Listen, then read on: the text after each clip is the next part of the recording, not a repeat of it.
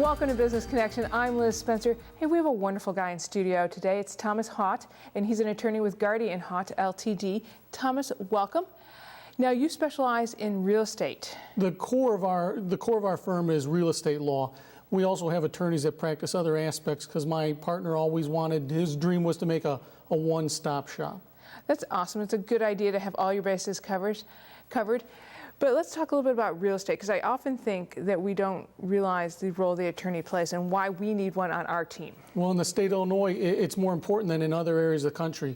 In most areas of the country, it's an escrow closing, which means an escrow is open, paperwork, money's delivered, and then a closer closes out the escrow, the transaction's done. But in Illinois, we do it a little bit differently. We're a table closing state, and we're an attorney state, which means all the parties get together at a title company or perhaps my office or the other attorney's office, and we actually do the closing at the table. Wow. So when I'm thinking about selling my home or even buying my home, I need to be thinking about a real estate agent and my attorney. You need a good real estate agent and you need a good attorney. Especially on the sales side, it's important to have a good real estate attorney with a lot of experience. Because we're at that closing, and having been on both sides of that, lots of things come up right there that you guys can solve and keep that closing moving, because that's the goal. We all want to be done at the end of the day. I don't think I've been a real estate attorney for 14 or 15 years, and I don't think I've done a closing where there wasn't a couple of hiccups, where the attorneys have to fix things and work things out right at the closing table. That's why it's important to have a good attorney. Right. Well, and the documentation these days, especially with the changes in the financial aspect of that, really has just increased. Well, you hit the nail on the head. After the meltdown, the real estate bubble burst several years ago, lending requirements and lending restrictions really went up, which means it's not unusual for me to be sitting at a closing table and my buyer have to sign 2 inches worth of loan documentation. Yeah, I know I wouldn't want to do that without having somebody who understood what was going on there for me. Well, a good attorney will tell you what you're signing, why you're signing it, who you're signing it for, the implications of the documents. That's what my office does. Right.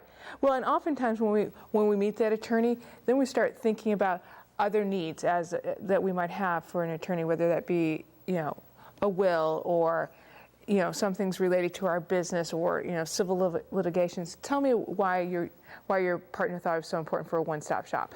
Because exactly, you nailed it right there. It's not unusual for me to be sitting at a closing and the gentleman or the young lady mentioned to me, we just had a baby. Is it important that we have a will? And especially after you have children, it's important that you have a will or a trust. Or I'll be sitting at a closing and someone will start talking to me about a dispute at work or an auto accident. So that's why my partner thought it was important to have a place where you could go not just for your real estate needs, but for all your legal needs. For example, we have a divorce attorney. Hopefully my client doesn't need a divorce attorney, but we have a family. Because he just bought a home. Because he just bought a house, so hopefully he doesn't need a divorce attorney, but we have a family law attorney.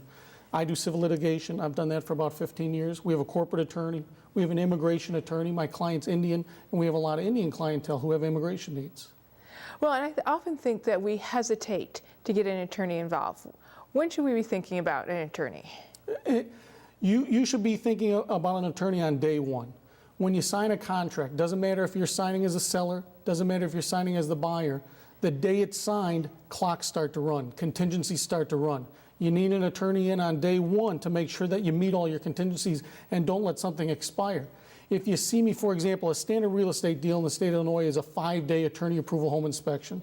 So if you come see me on day 6, I'm not going to be able to help you as well as if you see me on day 1. Right, yeah, you're going to have missed that window. Right. When we're thinking about hiring an attorney, what are some tips that you might give us about selecting the right guy? Comfort level. Sit down with your attorney, have a phone call with your attorney, have a conversation, and make sure you're comfortable with them. My mom, for my birthday, bought me an old-fashioned law sign, and it said, as a joke, your lawyer is your friend. Consultation's 25 cents. We're not 25 cents anymore, but I like the idea of the lawyer as your friend. I'm not saying I have drinks and dinner with all my clients, but I do go beyond a strictly professional relationship to really find out what their needs are.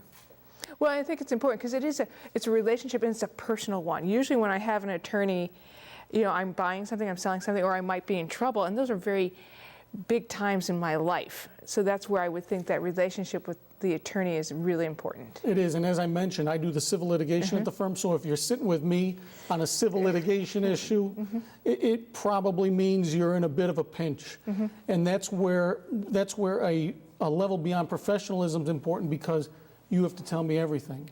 Anything you say to me, I take to my grave. So it's important we have a comfort level that we can have a communication and an exchange so that I'm fully prepared to help you.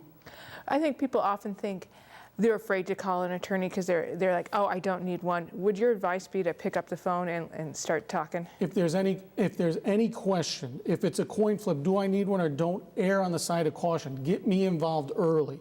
If you get me involved early, I can save you a ton of trouble, I can save you a ton of money, I can save you a ton of heartache. The people that come in to see me after they've already done everything are the people who are in the worst position. That's very good. True. That's a very true statement, because I do think, yeah, and the media doesn't necessarily help lawyers, that we have this, intimidation or fear, and we don't get people involved. And we're also, there's a little bit sometimes, if you need help, a little bit of an embarrassment on that, like, oh, I don't really need help, I don't want to tell him, and there you are. Well, that's why I think it's important that you get on a personal relationship with your client, and like you said, TV doesn't help us, because the lawyers you see on CSI and the old show The Firm, that's the opposite of real life legal practice. Right, because it's really just, it's knowing the law and knowing all the paperwork that has to be done, because that's the tedious side of the law. Specifically on our underlying business, the real estate transaction is very, very document and paper heavy. A mortgage, if you were to buy a house today in the state of Illinois, you'd sign a mortgage, it'd be 16 or 17 pages, single spaced. The reason you have me sitting at your closing is because I know what it says, first word to last, so right, you don't have to. Right, that's exactly. I'm there to tell you what it says and why you're signing it. How many locations do you have? How do I find you, Tom? We have 3 offices. We have 2 offices in Schaumburg, and we have a 3rd office in Rockford. That's awesome. You seem to really feel passionate about what you do. Why did you become a lawyer? What got you into this? When I was in junior high, I thought doctor or lawyer. By the time I got to high school, I figured out very quickly I'm not smart enough to be a doctor, so maybe lawyer would be better. But seriously, I've always had a passion for advocacy. In our firm, we represent Fortune 500 companies. We represent the little old lady who fell on a defective stairway.